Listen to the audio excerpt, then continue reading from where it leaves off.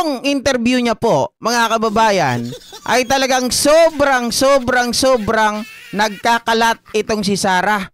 Akalaan nyo pa nga, panay buffering pa nga ang kanyang pinagagawa. Alam mo yon, yung tipong sabi nyo, magaling na presidente, presidente daw kahit vice president pa lang siya, di ba? Ito daw ang the best president, pero hindi pa nagiging presidente. Sabi ng mga DDS the best president, Sara Duterte. Hindi pa nagiging president, pero the best na. O sige nga, mga kababayan, the best president daw. Itong si Sara Duterte. Pakinggan nga natin kung the best president ito, kung may pagmalaki nyo. O, tingnan nyo ha kung paano magsalita ito. Kaya bang iharap itong taong ito sa mga foreign leaders? Last two questions. Sorry. Baka pwede niyo pong sagutin. Teka. Tingnan nyo ha kung paano magsalita ito ha. Ano daw to magaling daw, maranggaling daw, sabi ng mga DDS. Best president nga daw Best president, di pa nga nagiging presidente. Itala nyo muna, Last two questions. Sorry. Baka pwede niyo pong sagutin sinasabi ng iba, especially Congresswoman De Lima saying that you're a brat. You would like to address that comment of her po? Oo. Kasi hindi ka nga daw ko sumipot sa budget. Oo. Ang administration, and that is led by Malacanang Palace, ang Makabayan, ang Akbayan, ang members of the Liberal Party, yung mga Pink and Yellow, and sabihin na lang natin yung sixth category, all others. Meron yan silang narrative about Inday Sara. Kung napapansin nyo, paulit-ulit lang yan na sinasabi paulit-ulit daw nila. Kung ano yung, at pansinin nyo din, kung ano yung lumalabas sa bibig ng Malacanang Palace, susunod yung kanilang online service providers sa news. Whether it be fake news, bloggers, totoong news, or trolling, pare-pareho yung narrative nila. At pansinin nyo, lahat ng lumabas na mga articles, isa lang yan. Para napapansin ko na, ngayon pa lang, ikaw yung paulit-ulit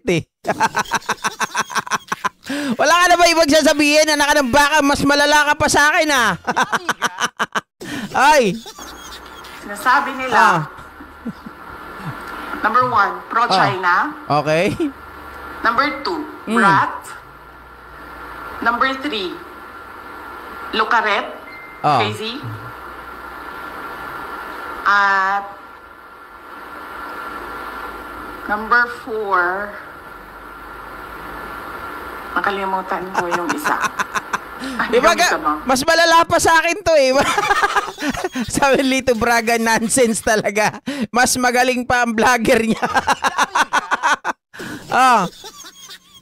Diyos ka.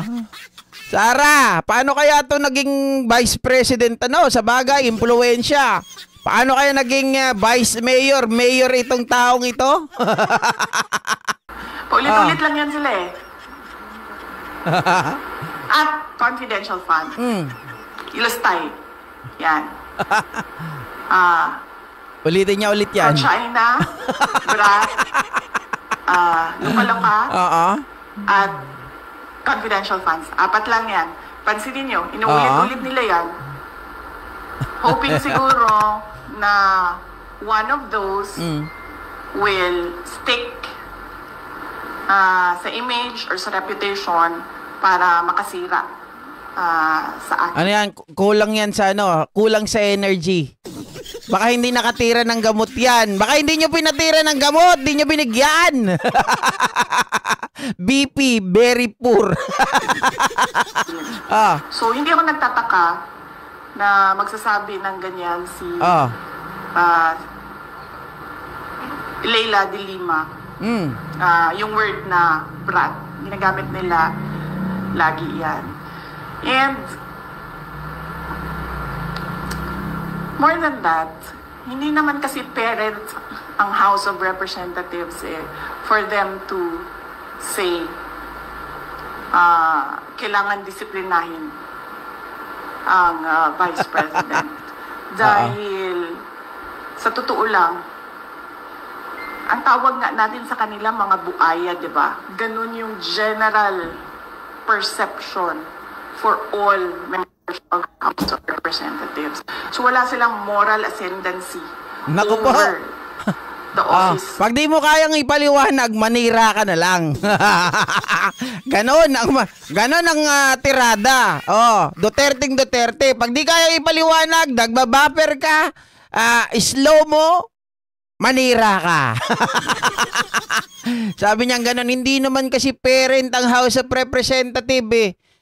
Una, tandaan po natin mga kababayan ang House of Representatives, ito ay constituents, di ba? Ito ay tawag dito, sila po ang kinatawan ng ating mga constituents. So, they are like parents. They are like parents. Maging ang mga senador, maging ang mga kongresista natin, they are like parents because mga kababayan, they are legislators, 'di ba? Pagdating po sa mga batas, parang ano 'yan parang magulang, 'di ba? Na magbibigay ng rules and regulation. Pag nakikita nila na may mali ka, syempre papansinin nila 'yan. Tapos biglang sasabihin mga kababayan, hindi, they are not like parents. Mga buhaya nga sila. What? Anong kinalaman noon? Doon pa lang tayo sa pag-ano sa'yo, sa pagtatama sa'yo ng House of Representatives na mukha ka daw bratinela. Diba? Yun naman talagang totoo Biruin mo mga kababayan, pina-attend ka sa budget deliberation. Dahil ayaw mo na umattend, magde-demand ka ng imposible. Sasabihin mo, kung gusto nyo akong patinin nyo rin. Si Bongbong Marcos.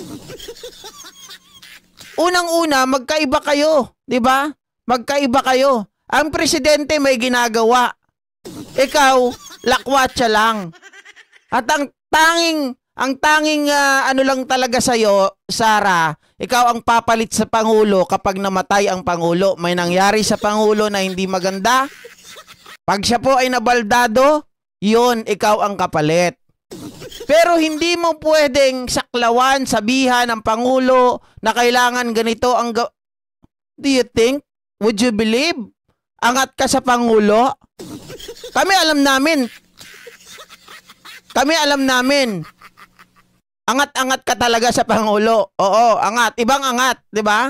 Mabaliktarin mo lang. Of the Vice President. But going back, that's a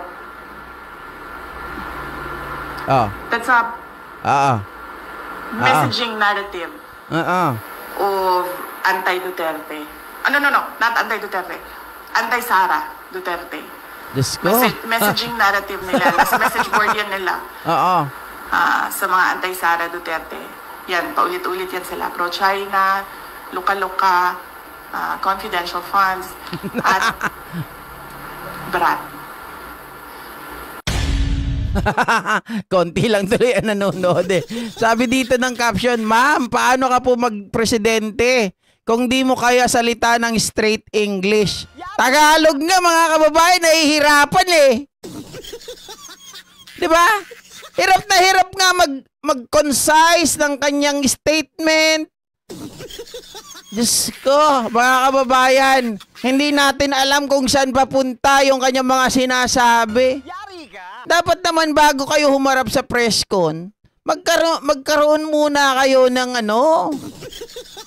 Kaya sa bagay, sanay kasi ito mga kababayan na merong script palagi.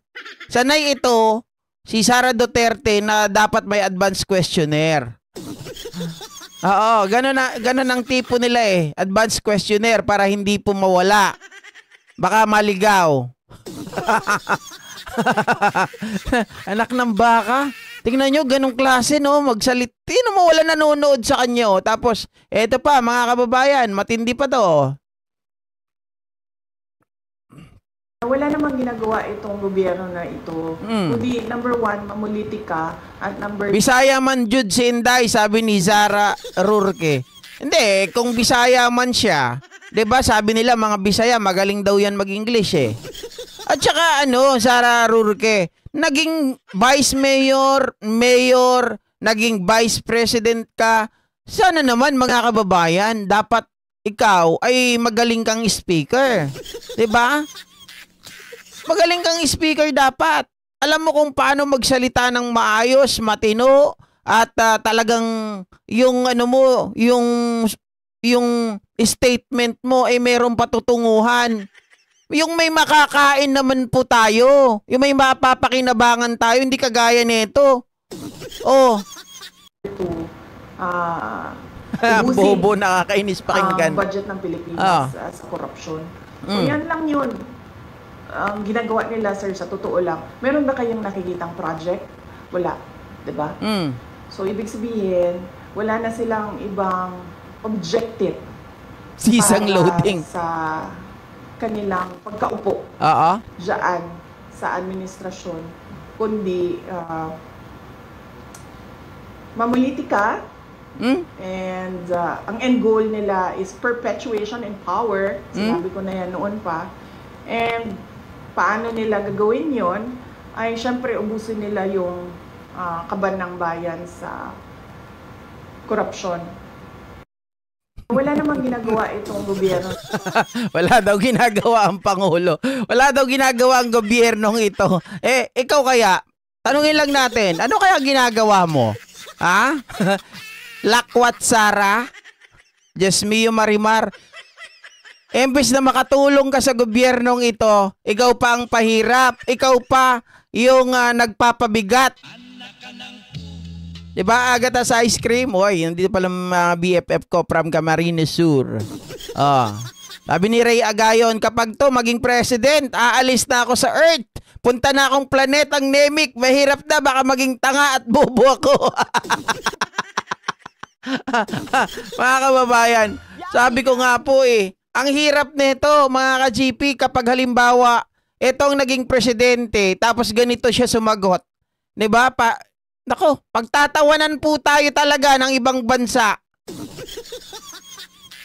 Tapos gusto ng mga tanga, gusto ng mga DDS, tanggalin si PBBM, i-install itong si Sara. Would you believe na magiging maayos tayo kapag si Sara ang umupo? Baka mas malala pa to kay Erap.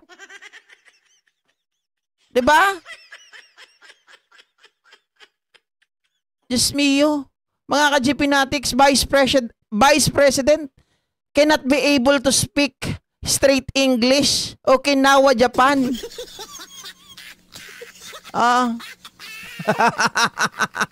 Diba, Ma'am Lilian?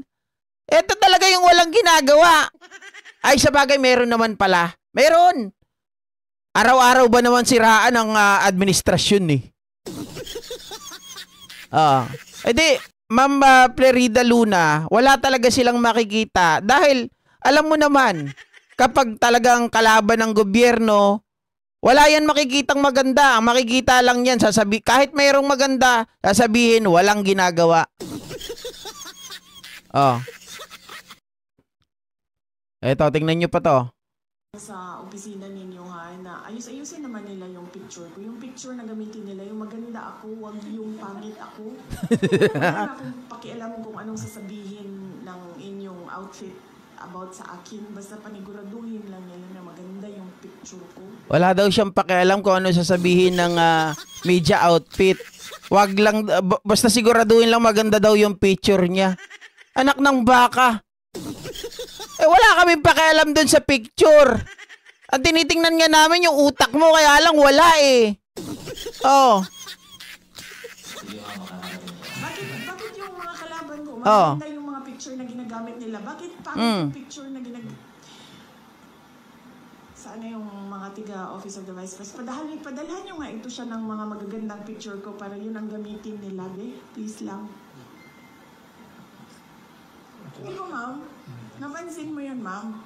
Yung kalaban ko, maganda yung photo. Tapos ako, pangit yung photo. Ang katotohanan naman, Mas maganda naman ako doon sa kalaban ko, ma'am. Inggitera. Inggitera pala tong palaka na to eh. Ang lakas manglait. 'Di ba? Eh kung maganda ka doon, dapat wala ka ng pake, wapake. Wapake ka na doon sa picture mo. 'Di ba? Bakit pinakikialaman mo pa? Eh kasi dapat para maging maganda ka, mag-ayos ka. Tingnan mo yung buhok mo kulang sa suklay. Tapos gusto mo photo ops maganda. Yari ka. 'Di ba? Mga kababayan, tapos gusto mo maging maganda ka, yung emotion ng mukha mo, yung facial expression mo gumagan. Paano magiging maganda 'yun? Walang silbing BP ang pusang gala, 'di ba? Hoy Inday, milyon ang gastos mo sa ritoke. Sabi ni Sir Nelson Tolly, nagalit tuloy. Kahit ganun si Erap, may puso pa rin. Oo, kaya lang mga kababayan, yung mga tipong ganun kasi kagaya ni Erap, yan yung mga natetake advantage ng mga ng mga nasa paligid nila. 'Di ba? Dahil nga po kulang sa kaalaman, ang nangyayari nagiging puppet na lang. 'Di ba? Kahit may puso, pero kapag dahil di mo nakikita ang ginagawa ng mga nasa paligid mo, wala pong nangyayari. Maganda pa si Fiona ng Shrek kaysa sa kanya. Concern sa picture niya, dati naman mukhang sanggano siya, ngayon lang gumanda. Correct. Lalo nung nanuntok siya ng sheriff, 'di ba? Ang jongit-jongit niya doon. Oo, talagang mukhang si Fiona. Oo. Nagagaya tuloy ako doon sa ibang mga kababayan dahil dito kay Saray, Diyos mio Marimar. Anyway, eto po, hayaan na natin yan si Sarah. Talagang wala tayong mapala dyan eh. Inuulit-ulit ko na yan. Kinuha ko nga yung buong video niya, pinanood ko. Wala talaga eh. Eto mga kababayan, eto naman ang panoorin natin. Si Sarah pa rin. Parang nag-suicide mga